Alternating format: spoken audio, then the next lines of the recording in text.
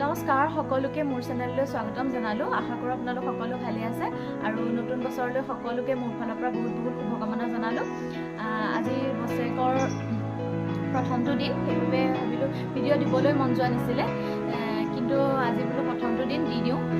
সৰুকৈ এটা mini blog বনাইছোঁ আৰু ভাতকেইটা খাবলৈ লৈছোঁ। কালি মাছে মাংসই খাই আমনি লাগি আছে, আজি এয়া মাছৰ টেঙা বনালোঁ। মাছৰ টেঙা, এয়া আলু আৰু ধনিয়া পিটিকা, আৰু এইফালে বেঙেনা ভাজি বনাইছোঁ মাছৰ মাথা দি পেলাই। এই চিম্পুলকৈ খাম আৰু সকলোৰ যাতে নৱবৰ্ষটো ভালে যাওক তাৰে কামনা কৰিলোঁ।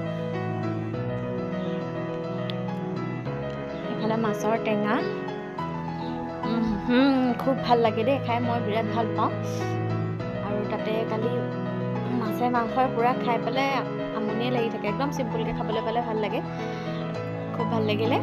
আজিলৈ ভিডিঅ'টো ইমানেই আছিলে, আকৌ এবাৰ লগ পাম, বাই বাই।